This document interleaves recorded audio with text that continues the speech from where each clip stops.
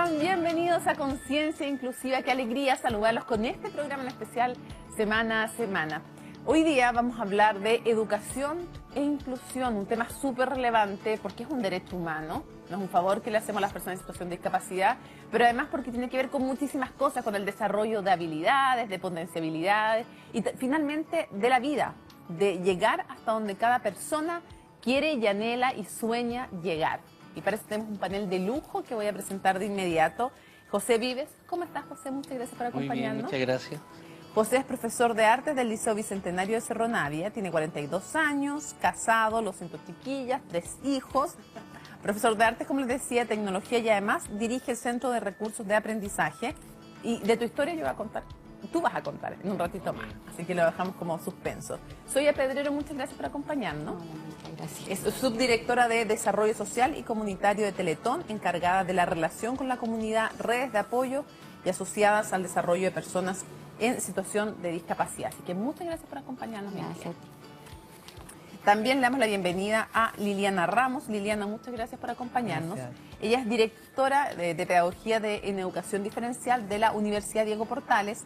Es profe de Educación Diferencial de la Universidad Metropolitana de Ciencias de la Educación, magistra en Antropología y Desarrollo de la Universidad de Chile y tiene un postítulo en Integración Escolar en la UDP y desde el 2013 es, como yo les decía, directora de la carrera de Pedagogía en Educación Diferencial.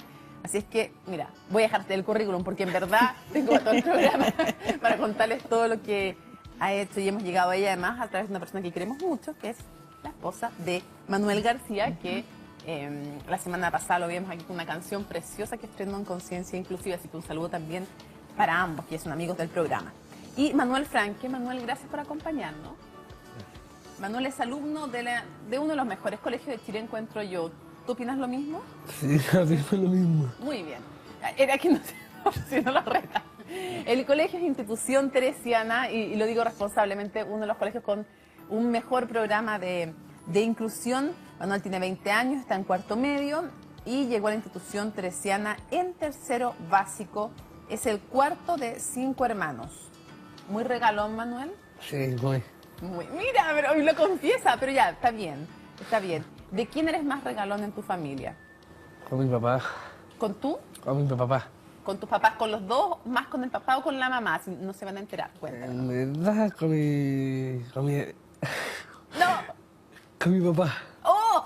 Yo creí que iba a decir con tu mamá. Muy bien. ¿Y qué cosas haces con tu papá? ¿Qué te gusta hacer? Acompañarlo, ir al restaurante, a almorzar allá, o ir a montar, me acompaña. Eso. ¿Te gusta pasar tiempo con él? ¿En verdad? Sí. ¿Sí? Sí. Es entretenido. Muy. ¿Y el colegio cómo es? ¿Tu colegio? Entretenido, sí. ¿Y los compañeros? Sí, pues, somos un gran amigo. Sí. ¿Tienes buenos amigos, parece ahí, ah? Amigos, chiquillos por ahí, pero prefiero amigos. Manuel, ¿tú me puedes explicar un poquito qué es el síndrome de Down? ¿Qué es síndrome de Down? No es como en mi enfermedad. No, No, para nada. no. Es distinto con capacidad de los sin síndrome de Down o sin síndrome de Down. Es como distinto. ¿Sabes que yo tuve una hija con síndrome de Down? ¿En serio? Sí, la Clara. Sí, pues, la Clara. Y por eso yo sé que el síndrome de Down es cuando en el par 21 todos dicen que tienen un cromosoma más. Yo digo que nosotros tenemos un cromosoma menos en el par 21. Así que muchas gracias por la explicación también. Le quiero preguntar ahora a José. José, yo quiero que le cuentes a la gente qué pasó en ese accidente. ¿Fue en la playa? Sí. ¿Un accidente que tú tuviste? A los 15 años. A los 15 años. O sea, hace 27 años ya sí, fue. sí, bastante. Y fue con un paseo con unos amigos, Ya. Semana Santa, y fue un accidente bien extraño. La verdad es que estábamos en la playa, yo veía a mis amigos que estaban en el agua, entonces salí corriendo para estar con ellos y en Pichilemu. ¿Ya? Y había un hoyo que estaba hecho en la arena, pero estaba tapado por el agua. Entonces, claro, voy corriendo hacia adentro y caigo a este hoyo a la altura más o menos de la rodilla y me voy hacia adelante y me pego en la cabeza. Y gracias a eso tuve una doble fractura en las cervicales 5 y 6. Y eso me dio como consecuencia una tetraplegia. ¿Cómo se asume a los 15 años un accidente así? Mire, la verdad es que a mí me dijeron en la posta, porque estuve dando vueltas en varios hospitales hasta llegar hasta el hasta el Trudón, y ahí me dijeron, pero yo inmediatamente supe.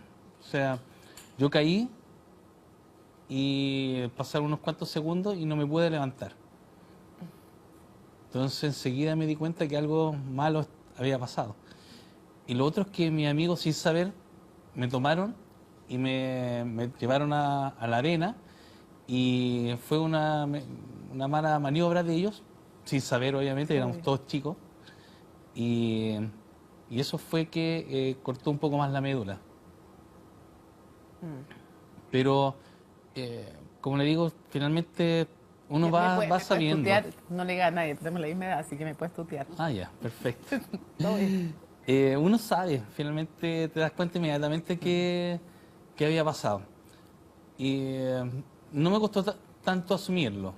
Sí me costó llegar a la casa al principio, por los vecinos, Chuta, pues sí. no por mis amigos, porque mis amigos ya nunca se separaron, entonces siempre estuvieron ahí conmigo. ¿Te apañaron? Súper, mucho. De hecho, son los mismos amigos que tengo hasta ahora. ¿En serio? Sí. Sí, tengo muy buenos amigos. Y yo sé, y te pregunto además del accidente, porque es bueno también tomar conciencia, conocer también cómo alguien puede también quedar en una silla de ruedas, pero te lo pregunto también porque yo sé que después de ese accidente pasó algo con tu colegio, que es lo que estamos hablando hoy día cuando hablamos de inclusión, cuando hablamos de estudiar. Claro. ¿Qué pasó con tu colegio? Claro, en ese colegio en el que estaba yo, que estaba estudiando, me cambió totalmente la vida, Sí. o sea, de partida. Obvio. Yo estaba estudiando electrónica en ese tiempo. Y después del paso por Teletón, que estuve un año hospitalizado, intenté volver al colegio, pero ya las condiciones no estaban. Me dijeron ya directamente que no podía entrar ahí al colegio porque ellos no podían asumir la condición en la cual yo iba a entrar. No tenían infraestructura. O sea, tenían parte, pero ellos no estaban dispuestos a asumirla. Entonces, finalmente, buscando un amigo que se llama Luis Berríos, él me ayudó a entrar al colegio que terminé cuarto medio, que fue Nuestra Señora de Andacollo. ¿Y qué fue una buena experiencia? Sí, súper buena. A pesar que el colegio en ese tiempo no estaba totalmente adaptado. Pero había la voluntad, Pero o sea, a veces mucho más importante es eso, ¿no? Estuvo la voluntad, sí, de recibirme por lo menos. Di vuelta por varios colegios hasta que llegué ahí, que ninguno me quisieron recibir. Sí, Bueno, ahí finalmente llegué y ellos tuvieron la disposición y Y yo te voy a preguntar esa experiencia positiva. Porque pudieron quiero hacer las ramplas. Sí, porque yo te voy a preguntar de esa experiencia porque quería preguntarle a Liliana. La historia finalmente, aquí tenemos dos historias, ambas terminan bien porque Manuel está en su colegio, está contento en su colegio, José después pudo tener un buen colegio, pero pasó por una mala experiencia. Si tuvieras que hacer una evaluación general de cómo estamos respecto de inclusión, porque uno calcula que aproximadamente un 20% de los estudiantes tienen necesidades especiales, transitorias, permanentes y de diversa índole. Pero ¿cómo estamos en integración hoy día en la educación? Mira, yo creo que en verdad nosotros, a todos los que estamos aquí, como que nos ha tocado asistir en estos últimos 28 años, ¿no?, a un proceso de transformación en el que estamos en realidad todavía como país, desde un periodo de segregación total, en realidad de las personas con discapacidad, exacto, y en el ámbito educativo en particular, ¿no?, que existían experiencias, existían las escuelas especiales que hasta el día de hoy existen, pero en una transición en el fondo que ha ido abriendo estos espacios en la educación, ¿no?, y avanzando desde de experiencias que eran más bien, creo yo, como de mucha inserción solamente, es decir, como tener a una persona dentro de una sala de clases sin hacerte responsable realmente de su proceso educativo, hasta creo lo que yo hoy día hemos ido logrando construir, que es contar con colegios y con escuelas, tanto a nivel público como privado, en donde existe cada vez una mayor conciencia de que es responsabilidad de la escuela y de sus equipos profesionales el hacerse cargo de los procesos educativos y del aprendizaje finalmente de todos los niños y de todas las niñas, ¿no? Entonces, yo creo que estamos como en un escenario privilegiado para mirar, en donde es fácil, como en muchas cosas, mirar como críticamente, ¿ves?, ¿no?, algunos aspectos, pero que cuando tú lo miras más desde una perspectiva más histórica, uno dice, oye, o sea, igual en este país han pasado cosas, hemos ido transitando, falta mucho por construir todavía, pero, pero es un tema instalado. Porque nosotros en el programa tratamos de destacar todo lo que se avanza y todas las iniciativas positivas, y por ejemplo destacamos y hemos ido al Colegio Emanuel, hemos hablado de Institución Teresiana, pero también es nuestra misión advertir en qué cosas no estamos bien, en qué cosas nos falta, y todavía muchos papás, cuando uno conversa con ellos, sienten que casi que tienen que agradecer cuando encuentran un colegio y se enfrentan a cosas tan brutales como que en algunos colegios privados se les obliga a pagar una cuota de inclusión, o sea, la familia que tiene un hijo en situación de discapacidad pagando más caro, cuando yo encuentro que es un regalo, deberían casi pagarle a esa familia por recibirlo en el colegio. Me gustaría que, en tu experiencia, Zoila, porque ustedes no ven solamente la rehabilitación física de un chico o una chica que tiene alguna discapacidad, sino que a ustedes les toca discapacidad física, intelectual y también acompañar el proceso de entrar en un colegio. ¿Cuáles son los peros? Porque además es bonito que la Teletón ha ido incorporando el tema en forma más amplia, y yo me acuerdo de un comercial que me emocionó mucho, en que el papá le decía a la mamá, bueno, ¿y cómo te fue en el, no sé, 10º colegio que intentaste? Chuta, no tienen las puertas, no tienen baños, no tienen por dónde pasar la silla de ruedas, no tienen rampas, y el papá con una cara deprimido pensando, ya, va a ser el colegio 20 que me van a decir que no, y ella le dice, y nos recibieron. Claro, porque primero, incluso antes que la infraestructura, existe la voluntad. Pero ¿cuáles son los peros que ustedes se encuentran para los chicos con discapacidad física o intelectual? Sí. ¿Qué les dicen? Como tú bien dices, nosotros, si bien estamos enfocados a la discapacidad motora, tenemos un alto porcentaje de niños y jóvenes que tienen compromiso cognitivo y de otras áreas también, ¿cierto? Y evidentemente cuando se juntan varios déficits, la dificultad para incorporarse al colegio es más compleja que cuando solamente es motora. Ya tener una condición motora distinta dificulta, pero lo otro complejiza mucho más. Lo que nosotros hemos visto a través de la historia, nosotros llevamos muchos años, ¿cierto?, trabajando y tenemos desde siempre incorporado el tema educativo, es que hoy día una de los grandes cambios es la visión de las propias familias respecto a la educación. Cómo las familias hoy día quieren que sus hijos, al igual que cualquier otro hijo, se eduque, y esperan además que se eduque y se forme en una escuela regular. No quieren una escuela especial, No en el quieren fondo, la una mayoría. escuela especial. Y si bien eso yo creo que es una tremenda evolución, porque hace 20 años atrás, ¿cierto? Yo trabajo en discapacidad hace 20 años atrás, el mayor porcentaje de los papás sentía mucho temor y no quería mandar sus niños a la escuela, porque tenían temor al rechazo, pensaban que sus hijos no podían aprender y que por lo tanto no tenía mucho sentido vivir esta mala experiencia. Hoy día los padres no se plantean eso, el niño nace y quieren que el niño vaya al colegio, como cualquier otro, y quieren que vaya al jardín. Ahora, en la práctica todavía existen dificultades, las normativas, las leyes facilitan. Hoy día es muy difícil, digo yo, que un colegio donde va un niño con discapacidad a pedir una matrícula, un colegio público, por ejemplo, que le digan que no porque las condiciones del colegio no están aptas para recibirlo, porque la ley no lo permite, ¿cierto? Y si eso ocurre, las familias tienen ciertos mecanismos para poder reclamar. Ahora, la experiencia del rechazo para la familia, reclame o no reclame, genera un daño que es bastante difícil de sanar, ¿sí? Para la familia, llevar al niño al colegio es ponerlo a disposición de la sociedad, de este proceso que ha desarrollado él a nivel de la casa, del hogar, ¿cierto? La formación de este niño y prepararlo para el mundo. El rechazo es un tema súper complejo. El proceso de incorporación de los niños al colegio es una de las etapas más difíciles de la familia, ya con un hijo con discapacidad. Hoy día el mayor problema que se evidencia en lo que cuentan las familias y también lo que establecen los niños son como las barreras actitudinales. ¿Sí?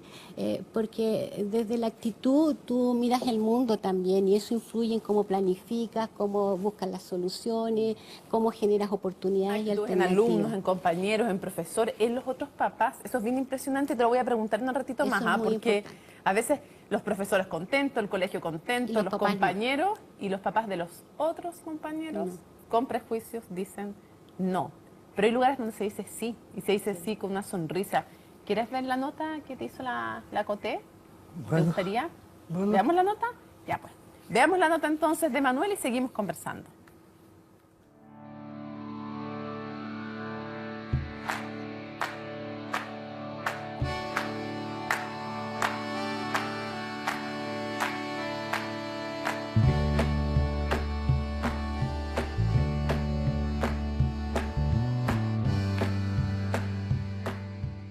Hola, yo me llamo Manuel Franque, tengo 20 años, estoy en el colegio en Institución Teresiana.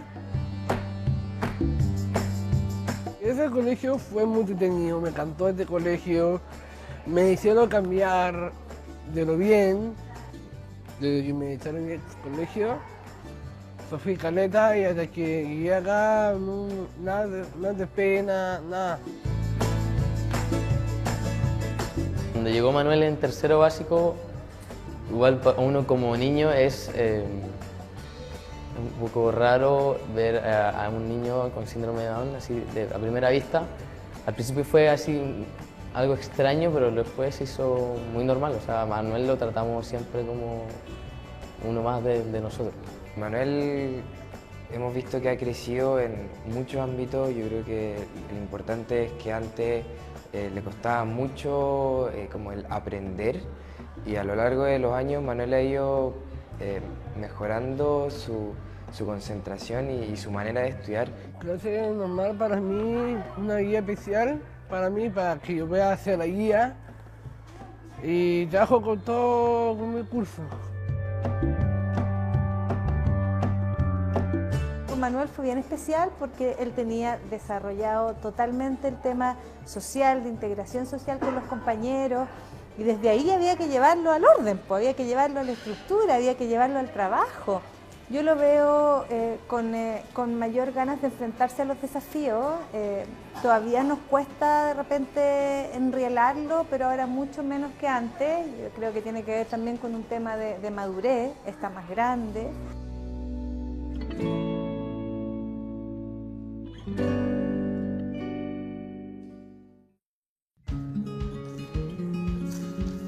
Manuel es alumno, tiene obligaciones, tiene responsabilidades, o sea, es un alumno. No viene acá a jugar y las profesoras no están jugando con él, los compañeros tampoco. Entonces, para mí, tener un hijo que es alumno, un hijo con discapacidad que sea alumno, es...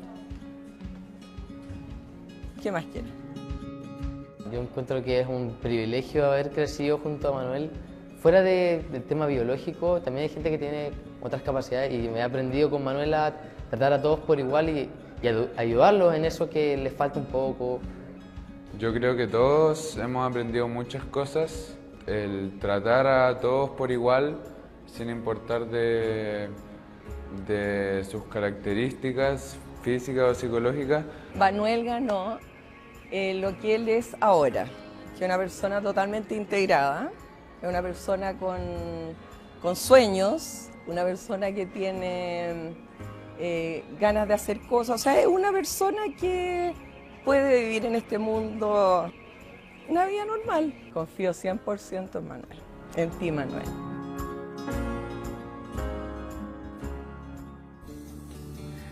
Pero qué lindas las palabras que te dedica tu mamá. Confío 100% en ti, Manuel. ¿Qué sientes tú cuando escuchas eso? Alegría. ¿Sí? Sí, mucho. Me quiere. Te quiere mucho, te adora. Sí. Muy regalón te veía. Yo dudo, no sé, yo ya ahora empecé a dudar que seas tan regalón de tu papá. Me parece que la mamá es importante y no lo quiso contar ahí, Manuel. Oye, cuando suena el despertador todos los días para ir al colegio, ¿Qué te pasa a ti? Es que tenía ganas de dormir más, pero al final me tengo que levantar al tiro. Me tengo que levantarme, pues. Para ir a la tarde al colegio y esto como a las 8. Y eso. ¿Cuál es el ramo, la asignatura, no sé cómo se dice ahora, que más te gusta? Me gusta. Ahora me estoy empezando a gustar historia con matemáticas. Esas son las que más te gustan. Sí, me estoy empezando a gustar. Ya, ¿y las que menos? Lenguaje, ciencia y química. ¿Sí? Mi química igual, no, perdón, profesores. No, perdón. No, pero me sacó buena nota. ¿te va bien? El año pasado me saqué buenas notas, pero me eximí. ¿Te eximiste? Sí, En química. en química. Mira, Y ciencia está a punto de eximir, pero ¿no? no. Y física me da filete. ¿Sí? Sí, y me eximí historia, física y química. Oye, ¿te gusta estudiar solo o te gusta estudiar con tus compañeros? ¿Cómo hacen cuando preparan las pruebas? Generalmente me gusta estudiar solo, pero que cuando puedo estudiar con mis amigos porque soy medio... De eso. pasar la talla con ellos y como va a ser complicado. Pero en la clase termino la guía. ¿Y tú te imaginas cómo serías tú, cómo sería Manuel sin estar en el colegio? Fome. Fome sin amigos. Es una lata eso. Yo igual tengo experiencias de eso, como desde que mi ex colegio mío me echaron, mi mamá me miró como yo sufrí mucho, me miró que sufrí demasiado. ¿Lo pasaste mal en el otro colegio? Desde que me echaron, sí. Sí. Porque ahí yo cuando era chico tenía llenos amigos.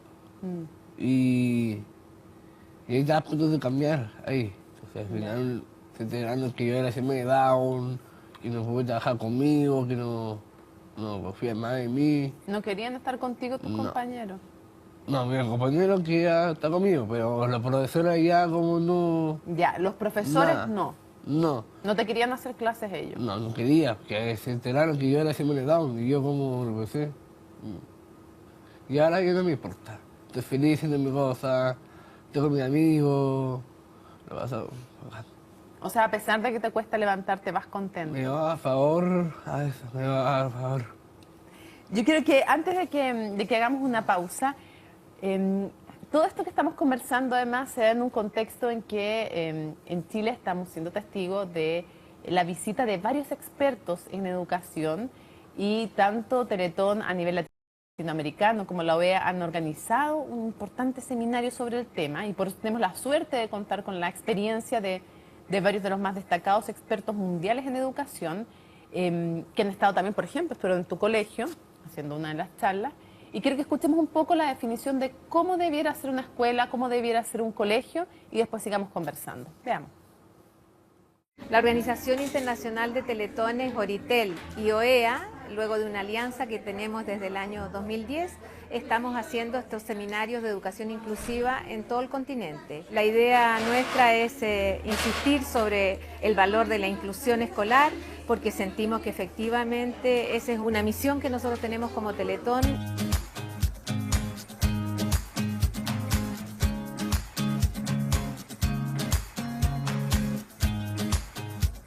Hay muchos retos que tenemos por delante. Uno de ellos es garantizar la presencia de todas las personas, pero también una vez están los chicos y chicas en esas escuelas ordinarias, ahora esas escuelas ordinarias tienen la obligación de transformarse. Y eso significa transformar metodologías, transformar organización, transformar incluso cómo se piensa la escuela a sí misma. ¿Para qué la escuela? Las escuelas tienen que ser espacios de desarrollo de las personas tal cual son, no esperando a personas como a nosotros nos gustaría que fueran. La sociedad y los actores de la comunidad educativa que entregan los recursos, ya tú puedes ya cumplir con un currículum, ya ser evaluado, y ya ejercer, terminar, graduarte en la primaria, en la secundaria, llegar a la universidad. Puedes ya hacer lo que tú quieras, pero necesita para eso los recursos. Tampoco es responsabilidad individual, es responsabilidad colectiva. La comunidad necesita aprender eso. Empezar a pensar las escuelas como no un espacio para un determinado grupo de personas, sino para todas las personas, independientemente de su físico, de su raza, de su etnia, de su género, etcétera. Un espacio, y lo decía también en la charla que hizo la institución teresiana, lo decía Zoila Ignacio Calderón, que a todo esto Ignacio tiene un hermano, Rafael, que tiene síndrome de Down como tú, y que además es trompetista, toca una orquesta, es seco. Y decía, es un espacio para empezar, no para... habilita para el mundo del trabajo, pero lo esencial es que formemos ciudadanos. Y ahí tienen que estar todos, o sea, esto no es un favor, y tiene que transformarse la escuela. ¿Cuáles son los principales desafíos que tiene que abordar una escuela que sea inclusiva? Una pregunta tremenda, diría Melaiscon. Sí. Bueno, el llamado principal, ¿cierto?, es a la toma de conciencia de que las personas somos diversas y que desde esa diversidad, ¿cierto?, requerimos tener espacios comunes para poder desarrollarnos, entendernos. Y no solamente en el contexto de la escuela, sino que en todos los contextos. Cuando nosotros seamos capaces, ¿cierto?, de entendernos como seres diversos y lo valioso que eso es, ¿cierto?, vamos a ser capaces de construir un mundo distinto. Y como dice Ignacio y como dice Pamela, en el fondo hay que pensar la escuela de una manera distinta. Dice que la realidad no es, sino que la realidad es, no es que haya que transformar la realidad, decía ayer Ignacio, sino que está en transformación. Y cuando tú, que tienes la tremenda experiencia que tienes, te enfrentas con una escuela, por ejemplo, que les pide consejos, ¿cuál es el equipo humano básico que hay que armar en una escuela? Porque los que te están escuchando no todos saben del tema. ¿Cuál es un equipo humano básico que hay que, como base, armar para hacer inclusión? ¿Qué requiere en términos profesionales? Va a depender de las necesidades de cada niño. O sea, puede que un niño requiera apoyo de un educador diferencial, puede que un niño requiera apoyo de un fonoaudiólogo, puede que el niño requiera de un psicopedagogo o de un terapeuta ocupacional para adaptar ciertas condiciones de espacio, de mobiliario, de útiles escolares, en fin. Y puede que no requiera ningún apoyo especial más que la capacidad del profesor del curso, ¿cierto?, de mirar a este niño y poder ver, ¿cierto?, desde dónde este niño tiene la capacidad de aprender, ¿cierto?, cómo este niño se comunica, cómo se motiva, ¿cierto?, cómo se relaciona con otros y adaptar los recursos que tiene para poder atender esa diversidad. Entonces, lo más relevante, yo creo, Mónica, es que seamos capaces de mirar al niño desde lo que el niño es y las necesidades que tiene y desde ahí empezar a buscar los recursos y las soluciones. Porque puedo tener equipos estándar y generalmente si hablamos, ¿cierto?, de que hay un educador diferencial, generalmente hay un kinesiólogo, un terapeuta, un psicopedagogo que apoyan los procesos, fonoaudiólogo comúnmente también, ¿cierto? Pero probablemente no todos los niños van a necesitar lo mismo. Puede ser una base, pero eso hay que adaptarlo. Sí, y lo otro relevante también es de que este recurso esté también disponible para apoyar la tarea del profesor. Lo que dice Melaiscon en su mensaje, ¿cierto?, es de que el profesor es el recurso esencial y hay que apoyarlo. Y eso quiero preguntarle a un profesor que tenemos acá, pues. Sí.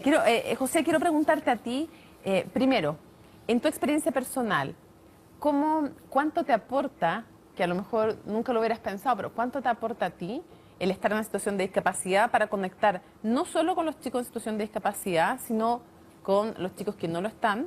O sea, ¿cómo se produce el clic? ¿Cómo te planteas tú como profesor? ¿Es un tema, no es un tema? ¿Lo conversan contigo?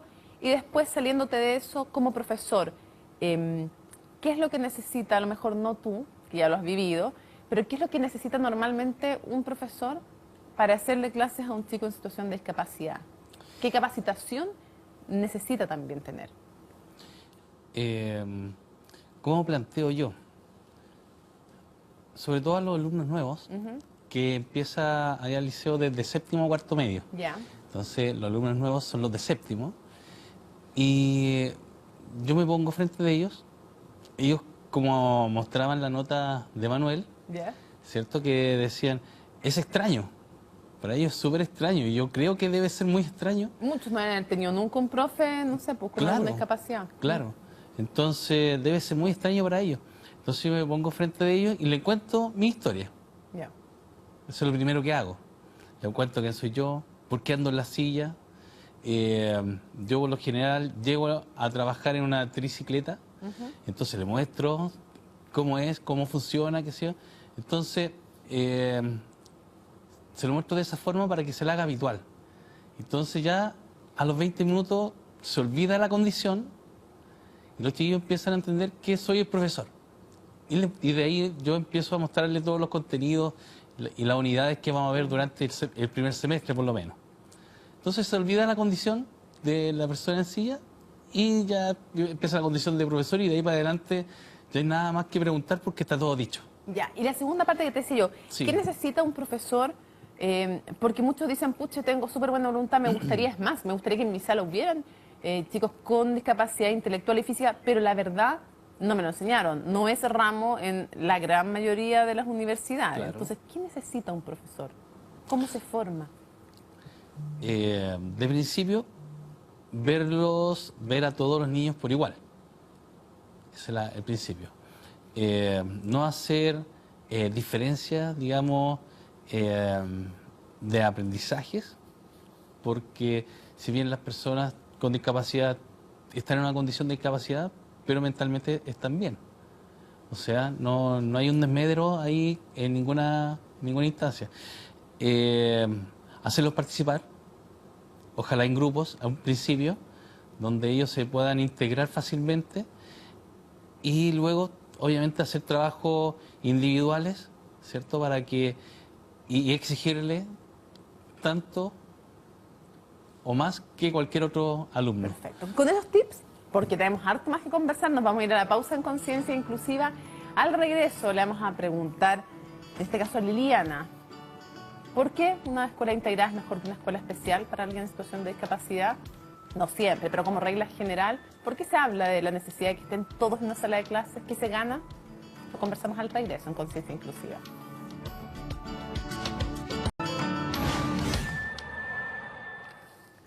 Continuamos en Conciencia Inclusiva hablando de educación e inclusión. Lo habíamos dejado lanzado, Liliana, pero antes quiero que nuestros expertos que están en este seminario internacional sobre educación e inclusión nos digan un par de cosas. ¿Cómo es esto de que el trabajo para incluir tiene que ser colectivo? Lo explican ellos y lo conversamos al regreso.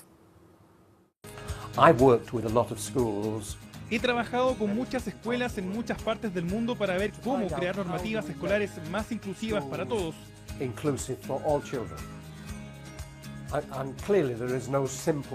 Creo que no hay una respuesta simple a eso. Lo que he encontrado en general es lo importante de que las personas trabajen en equipo, profesores trabajando con profesores, ayudándose unos al otro y resolviendo problemas. Colegios trabajando con las familias y las comunidades. Y muy importante, los niños trabajando con niños. El gran desafío también es la preparación de los docentes. La preparación de los futuros docentes también, ya que es un tema que deberíamos abordar. Es decir, por ejemplo, los estudiantes de pedagogía a todo nivel ya deberían tener asignaturas de inclusión educativa que incluyan todas las específicas, digamos, necesidades de inclusión que tienen los diferentes alumnos por su diversidad. Ahí tenemos algunos tips, todos trabajando juntos, profesores formados, que ya lo habíamos mencionado. Y yo te lo había dejado planteado antes, Liliana. ¿Por qué? ¿Por qué es mejor, salvo casos específicos o que sea voluntad de los padres, por qué es mejor una escuela integrada? A mí me parece obvio, pero me gustaría que expertos como ustedes, en el fondo de vida o de profesión, lo digan. ¿Por qué es bueno una escuela integrada? O sea, una escuela más bien inclusiva, ¿sí? No como tu programa. Sí, sí. ¿No? Yo creo que es lo que corresponde por derecho, fundamentalmente, ¿no? La misma Convención sobre los Derechos de las Personas con Discapacidad, claro, plantea y propone, ¿no es cierto?, que el espacio educativo para las personas con discapacidad es el de la escuela común, el de la escuela para todos. Como ¿no? es la vida, digamos. Como es la vida, exactamente, ¿no? Porque tanto en el espacio familiar, ¿no es cierto?, como en la plaza, en el barrio, en el hospital, donde sea que uno esté, ¿no es cierto?, va a estar con otros que son diferentes porque todos somos diferentes. Entonces yo creo que ahí la conciencia de aquello, que es un poco lo que aquí se ha planteado, es fundamental. Todos somos diferentes y funcionamos de manera diferente, ¿no? Tenemos funcionamientos distintos, pero hemos estado acostumbrados a mirar o a entender la vida como desde estos parámetros de la normalidad, ¿no? Que yo creo que es lo que frena y lo que instala estas actitudes de las que tú hablabas antes, que nos hacen pensar o hacen pensar muchas veces a los profesores que no tienen las herramientas, ¿no? Y cuesta ver, o es más fácil ver que no tengo las herramientas que ver lo que sí he podido hacer cuando me ha tocado la experiencia de ser profesor, ¿no? Y estos PIE, estos programas de inclusión que son parte de lo que deben tener y muchas veces tienen, pero no funciona, los colegios. ¿Qué tienen que mejorar? ¿Qué les falta a la forma en que se está pensando, en lo súper concreto? ¿Qué les falta a los programas que se diseñan para incluir desde el Estado y que se llevan también finalmente a los colegios? Sí.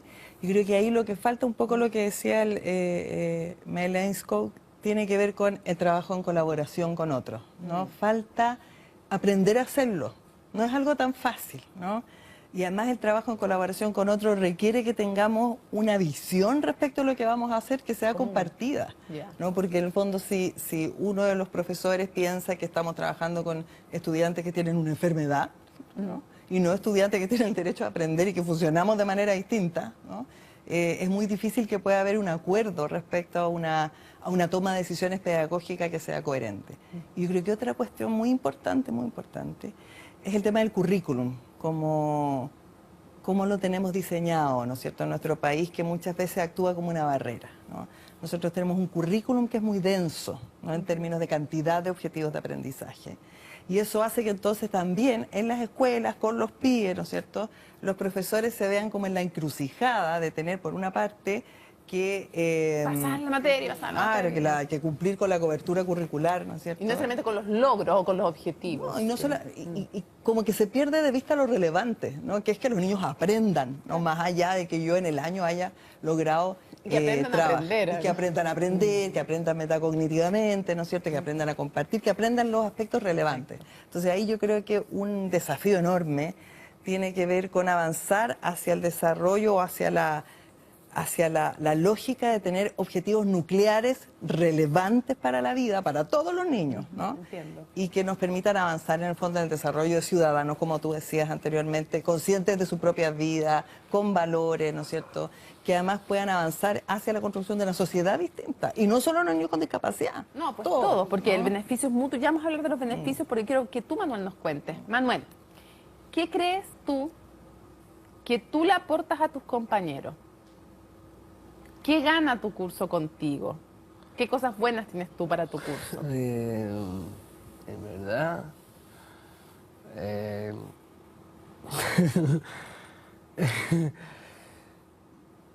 no sé, O sea, ¿qué cosas bonitas te dicen tus compañeros de ti?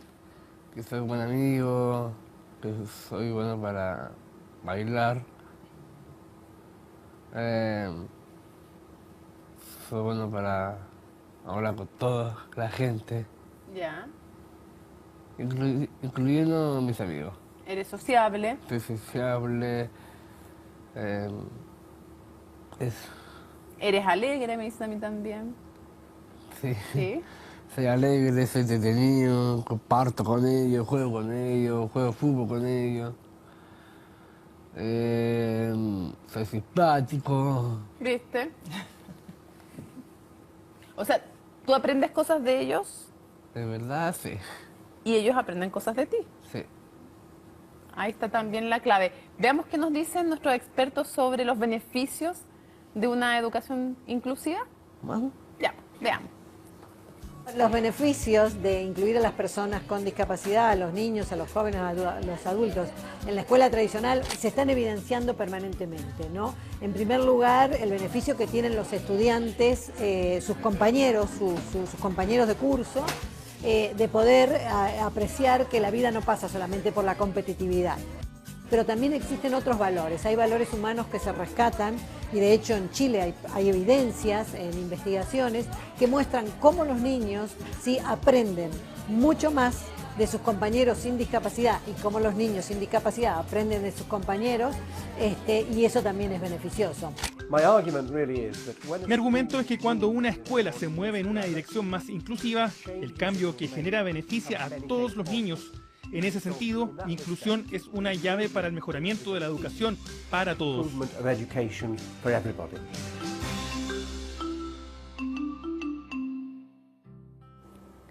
José, hemos conversado en otras ocasiones aquí en Conciencia Inclusiva que hay estudios, los podemos ver por ejemplo en Finlandia, que baja el bullying en las salas de clases cuando hay un chico con una chica con discapacidad, que sube el rendimiento escolar por lo tanto, y que a los profes como tú además, o sea, todos los profesores, los obliga también a desarrollar prácticas educativas y métodos más entretenidos, más innovadores, y que al final de eso se beneficia no solo todo el curso, sino que además todo el colegio.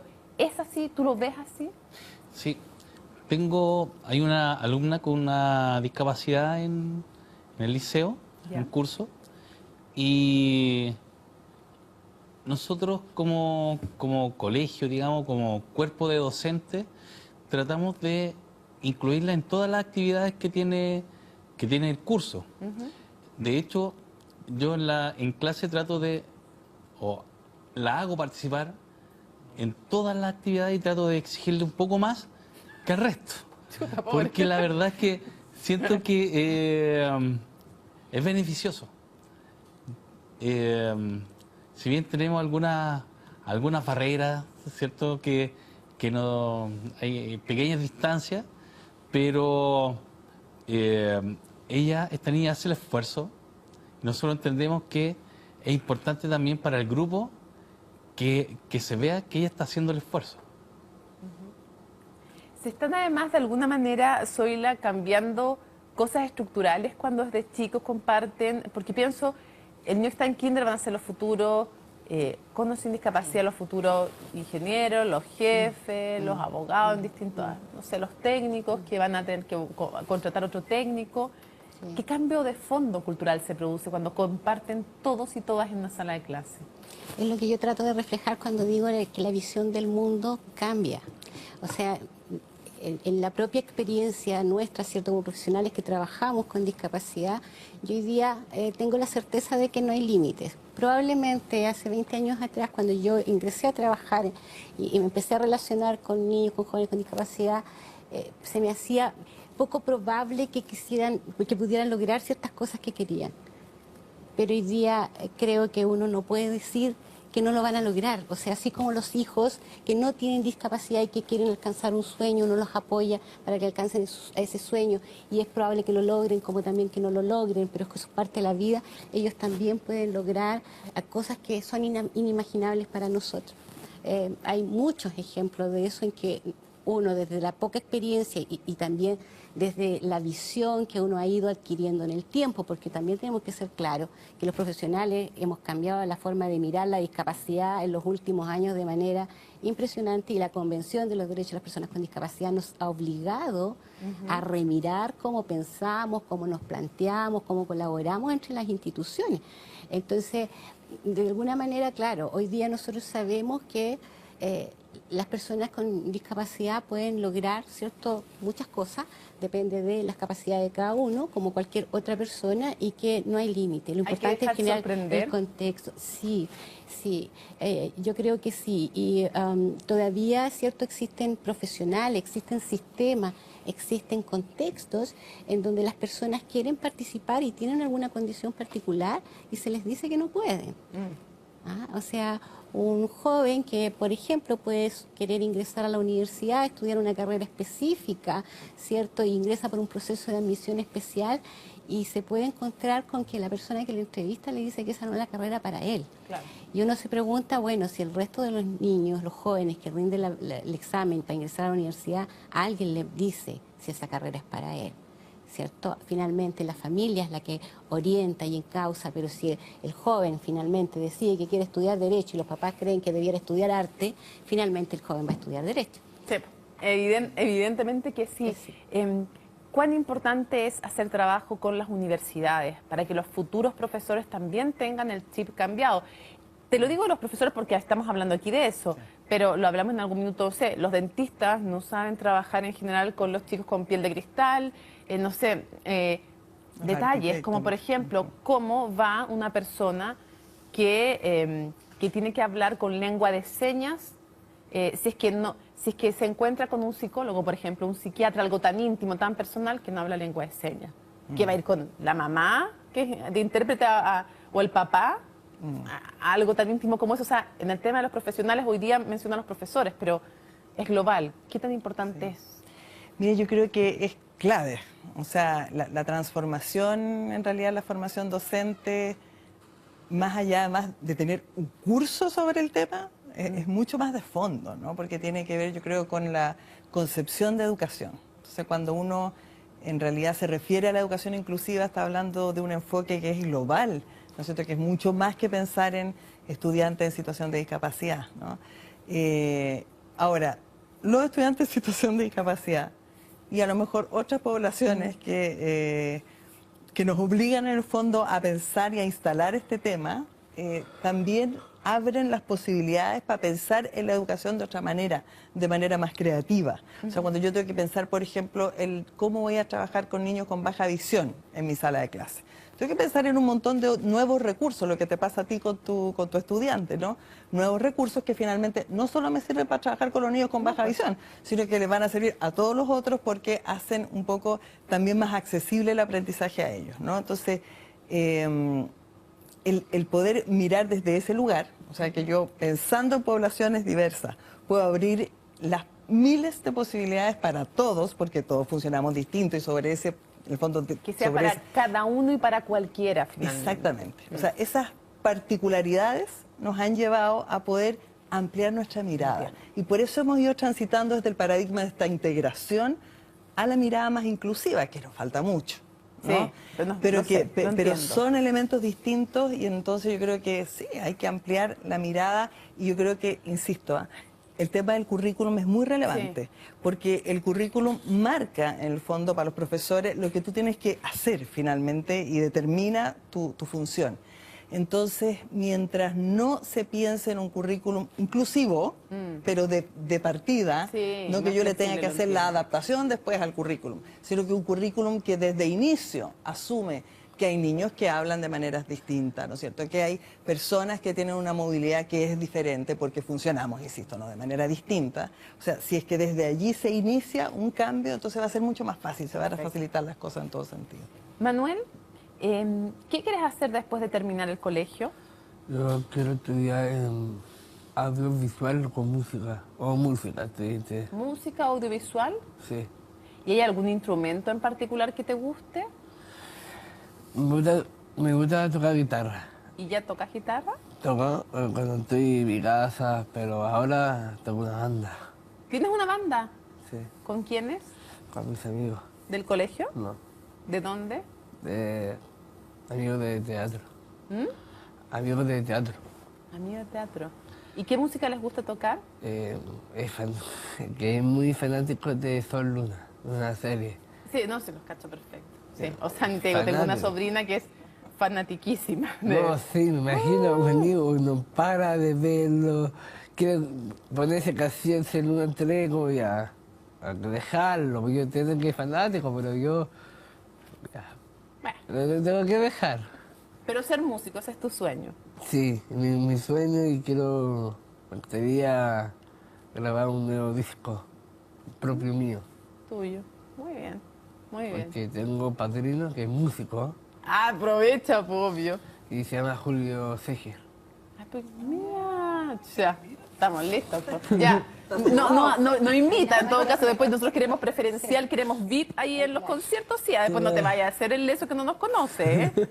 Todavía no tengo el nombre, pero... Bueno, no importa, pero eso, lo importante es que nos tengas asiento reservado ahí, en el VIP, en primera fila, ¿ok? Bueno. Y para cerrar, José, brevemente, ¿cómo sueñas una educación? Porque nos quedan solo unos segundos. Si tú pudieras soñar así sin límites, ¿cómo sueñas una sala de clases en este país? Primero, sin notas. Que se trabaje en base a proyectos. Y que en base a los proyectos y al desarrollo del proyecto se hagan los conocimientos relevantes para cada una de las actividades. Así me lo imagino yo.